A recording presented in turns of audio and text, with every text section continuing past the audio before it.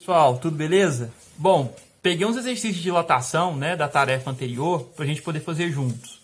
Então vamos lá. Primeira, uma barra de cobre de 200 centímetros de comprimento a 0 graus Celsius é aquecido a 100 graus Celsius. O coeficiente de dilatação linear do cobre é de 17 vezes 10 a menos 6 graus Celsius a menos 1. Determine, letra A dilatação da barra. Bom, então aqui a gente já tem o que como dados, né? Nós sabemos o comprimento inicial, que são 200 centímetros. Nós sabemos a temperatura inicial e a temperatura final, né? Então ela começou do 0 e foi até 100. A gente fazendo a final menos a inicial, a gente vai encontrar que a variação vai ser 100 menos 0, né? Então vão ser 100 graus Celsius. E a gente tem o coeficiente de dilatação do cobre, né? Que essa barra é de cobre. Bom, jogamos na equação da dilatação linear. A gente vai ter que ΔL, que é a dilatação linear, é igual ao comprimento inicial vezes o coeficiente de dilatação vezes a variação de temperatura. Substituindo pelos valores, o que a gente vai ter? 200 vezes 17 vezes 10 a menos 6 vezes 100.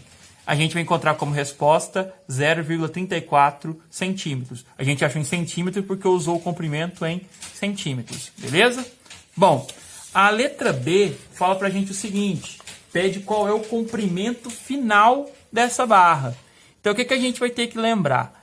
ΔL, como toda variação, é a final menos inicial, né? O comprimento final menos inicial. O ΔL a gente descobriu lá na letra A, 0,34. Né? O comprimento final a gente está querendo descobrir. E o inicial valia 200. Então, 200 está negativo, né? Ele ia para o outro lado positivo. 200 mais 0,34 vai dar 200,34. Se o exercício, o problema é que se errar a letra A, né, acaba que erra a letra B, né, vira uma consequência. Bom, no segundo exercício, fala o seguinte, duas barras encontram-se inicialmente à mesma temperatura. Uma delas tem comprimento de 10 centímetros e a outra de 12 centímetros. Observa-se que a diferença de 2 centímetros entre seus comprimentos permanece sempre a mesma, mesmo a qualquer diferente temperatura. Determine a relação entre os coeficientes da dilatação linear da segunda e da primeira barra. Bom, então, primeira coisa, repare que ele disse que a diferença de 2 centímetros do tamanho entre elas permanece constante. O que isso quer dizer? O mesmo tanto que uma barra cresceu, a outra cresceu. Né? Igual ela era 10 e 12, quando uma foi para 22, a outra era 20. Então elas aumentaram, elas dilatam o mesmo tanto. Né? Então, por isso que eu coloquei que a dilatação da primeira barra é igual à dilatação da segunda. Lembrando também que dilatação linear é dada pelo comprimento inicial, coeficiente do material, né, linear aqui, o alfa, e a variação de temperatura. Substituindo por ΔLA e por ΔLB, que são os dois materiais envolvidos ali, o que a gente vai ter? Né? Comprimento inicial da barra A, coeficiente da barra A, variação de temperatura para a barra A. Igual ao coeficiente da barra B, desculpa, o comprimento inicial da barra B, coeficiente da barra B e a variação de temperatura para a barra B. Como diz que é a mesma variação de temperatura, então cortei a variação de temperatura dos dois lados. E aí eu substituí pelos valores que o exercício deu. O comprimento A valia 10, né? Coeficiente A eu não sei. E o comprimento B valia 12. E o coeficiente do B eu também não sei. O que o exercício está pedindo? A razão entre o coeficiente B, né, o do segundo, pelo coeficiente do primeiro, coeficiente A. Então, ajustando isso aqui, né, passando o 12 para o outro lado dividindo e o coeficiente A vindo para cá, né, dividindo também, eu vou ter coeficiente de B por coeficiente de A é igual a 10 sobre 12. Simplificando ambos por 2, porque ambos são pares, a gente vai chegar na resposta final igual a 5/6. Então, esse é o valor dessa razão do coeficiente do segundo material, né, da segunda barra, pelo o da primeira barra. Bom, para a gente poder finalizar o vídeo, né, uma última questão, que fala o seguinte para a gente. Mostra um gráfico, e aí eu já vou, através desse gráfico, pegar alguns dados, igual ele começa no 5, na área, né, que ele é de área por temperatura. Ele começa no 5 e vai até os 5,06 metros quadrados, na área. E na temperatura ele vai do 10 até os 110 graus Celsius. Então aqui dá para calcular, olhando o gráfico, qual foi a dilatação superficial, porque ele está falando em área. Então, ΔS é igual a S menos SO, área final menos a inicial, 5,06 menos 5. Então, ele aumentou 0,06 metros quadrados. Isso foi a dilatação superficial. E dá para calcular a variação de temperatura também, que é a temperatura final menos a inicial. Nesse caso, 110 menos 10. Então, essas duas informações eu estou analisando através do gráfico, ok?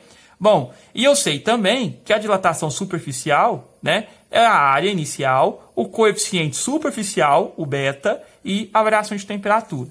Bom, aí vem falando, ó, o gráfico mostra a variação da área lateral de um cilindro metálico em função da temperatura, quando submetida a uma fonte de calor constante.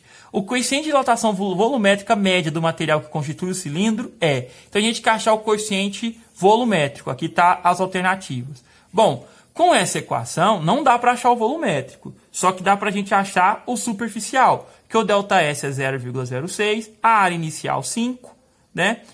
O superficial a gente está procurando, variação de temperatura 100. Então, a gente faz 5 vezes 100, dá 500, passa o 500 dividindo. A gente vai achar um coeficiente superficial de 1,2 vezes 10 a menos 4. Só que aí, como é que a gente faz para achar o volumétrico, que é o gama, né? Então, vamos lembrar o seguinte, meninos. Bom, nós sabemos que o que a gente tem somos os coeficientes de dilatação lineares, né? Só que aí a gente sabe que o beta, né, que é o superficial, é o dobro do linear, que é o alfa, e o volumétrico é o triplo do linear, né? Que é o gama, é o triplo do alfa. Se eu deixar tudo em função de alfa, no primeiro eu vou passar o 2 para lá dividindo e no segundo eu vou passar o 3 para lá dividindo. Então eu tenho que alfa é o beta sobre 2 e que alfa é o gama sobre 3. Então, igualando essas duas equações de baixo, eu posso falar que beta sobre 2 é a mesma coisa que gama sobre 3, já que ambos, né, é igual a alfa. Eu tenho o valor de beta, porque a gente descobriu lá, que é 1,2 vezes 10 a menos 4. Substituo, né, no lugar do beta. Fica faltando achar apenas o gama. Praticamente é pegar aquele valor, multiplicar por 3 e o resultado disso dividir por 2. Fazendo isso, a gente vai encontrar 1,8 vezes 10 a menos 4 graus Celsius a menos 1. Só que tem um porém. Todas as alternativas, se a gente voltar lá no enunciado, está com 10 a menos 6. Então, o que a gente vai ter que fazer? Subtrair 2 aqui. Para eu subtrair 2 aqui, por menos 4 virar menos 6, eu vou ter que andar com a vírgula duas casas para a direita. Então, vai ficar 180 vezes 10 a menos 6 graus Celsius a menos 1. Letra C. Este é o valor do coeficiente volumétrico. Beleza? Abração, pessoal. Até mais.